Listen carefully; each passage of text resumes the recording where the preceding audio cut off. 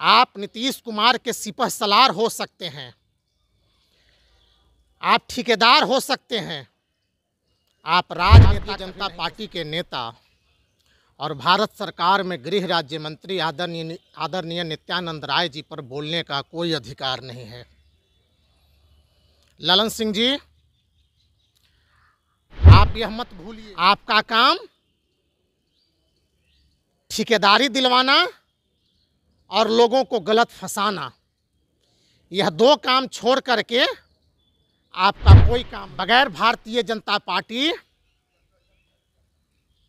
आप संसद सदस्य नहीं बनने का काम किया है।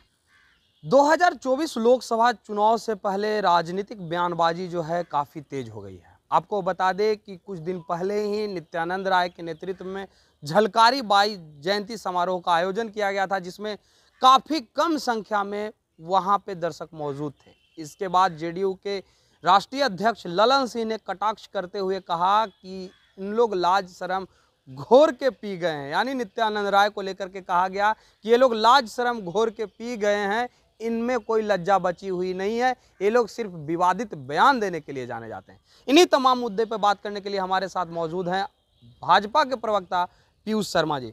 पीयूष जी, ललन जी जिस तरीके का बयान दिए हैं, क्या कहेंगे आप?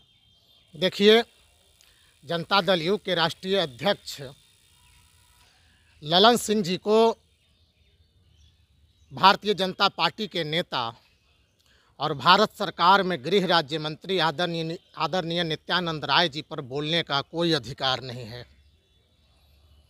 ललन सिंह जी, आप यह मत भूलिए कि आप भारतीय जनता पार्टी के सहयोग से लोकसभा में जाने का काम किए हैं। जब जब भारतीय जनता पार्टी जनता दल यू के साथ थी और जनता दल यू के साथ रही है, तब तब आप चुनाव जीतने का काम किए हैं। बगैर भारतीय जनता पार्टी आप संसद सदस्य नहीं बनने का काम किया है। 2014 में जब भारतीय जनता पार्टी आपसे अलग थी और आप अकेले चुनाव लड़ रहे थे, तो आपको बुरी तरह से हार का मुंह देखना पड़ा था। और भारत सरकार में केंद्रीय गृह राज्य मंत्री नित्यानंद राय जी लालू प्रसाद यादव जी के प्रचंड हवा में, जब लालू प्रसाद यादव जी की बिहार में हवा चल रही थी, तो वह 2000 के चुनाव में भी जीतने का काम किए। 2005 के फरवरी के चुनाव में जीतने का काम किए, 2005 के नवंबर में चुनाव जीतने का काम किए, 2009 में लोकसभा फिर जीतने का काम किए, 14 में जीतने का काम किए।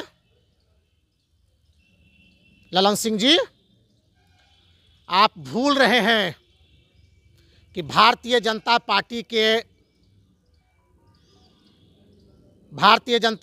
को यदि आपसे अलग है तो आपका कोई वजूद नहीं है। आप नीतीश कुमार के सिपह सलार हो सकते हैं, आप ठेकेदार हो सकते हैं, आप राजनेता कभी नहीं हो सकते हैं। आपका काम ठेकेदारी दिलवाना और लोगों को गलत फंसाना, यह दो काम छोड़ करके आपका कोई काम नहीं है। और नित्यानंद राय देश के नेता हैं। अभी रत्नेश सदा का एक ऑडियो वायरल हो रहा है, जिसमें वो अशोक चौधरी के पुतला दहन को लेकर के बोल रहे हैं, क्या कहेंगे आप? देखिए, जनता दल यू द्वारा पिछले कुछ दिन पहले भीम संसद का आयोजन किया गया था और रत्नेश सदा जी जिस समुदाय से आते हैं वह एक दलित समुदाय से आते हैं, मुसहर मांझी समुदाय से आते हैं। और नीतीश कुमार जी द्वारा भीम संसद का जो आयोजन किया गया,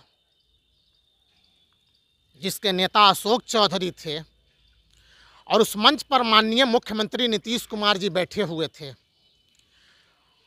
और उस मंच पर एक दलित परिवार के बेटा को, एक दलित परिवार के नेता को, एक दलित परिवार के मंत्री को, रत्नेश सदा को बोलने का भी अवसर अशोक चौधरी जी द्वारा नहीं दिया गया। बिहार के मुख्यमंत्री नीतीश कुमार की उपस्थिति में जिस प्रकार से रत्नेश सदा को अपमानित करने का काम अशोक चौधरी जी द्वारा किया गया है, मैं तो बिहार के मुखिया नीतीश कुमार से मांग करता हूं कि आप अविलंब अशोक चौधरी को मंत्रिमंडल से बर्खास्त करें। जिस प्रकार ललन सिंह जी के इशारे पर ये दोनों के बीच सहमत का खेल हो रहा है, बिहार की जनता इसे देख रही है। नीतीश कुमार जी की तो शुरू से आदत है कि दलित को महादलित से लड़वाकर, पिछड़े को अति पिछड़े से लड़वा करके और शासन करना। 15 वर्षों तक लालू प्रसाद यादव और अब 18 साल से नीतीश कुमार जी बिहार की 13 करोड़ जनता के बीच दलित को महादलित से, पिछड़ों को अति पिछड़ों से लड़वा करके बिहार में शासन करने का काम कर रहे हैं। रत्नेश सदा जी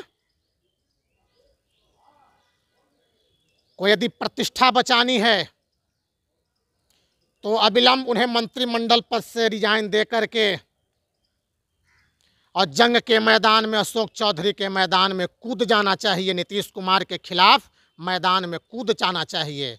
यदि जरा सा भी उनमें लोक लज्जा बची है तो रत्नेश सदा जी मंत्रिमंडल से इस्तीफा दे करके जंग के मैदान में उतरे, नहीं तो मुख्यमंत्री नीतीश कुमार पर वे दबाव बनाएं कि अशोक चौधरी को मंत्रिमंडल से बर्खास्त करें।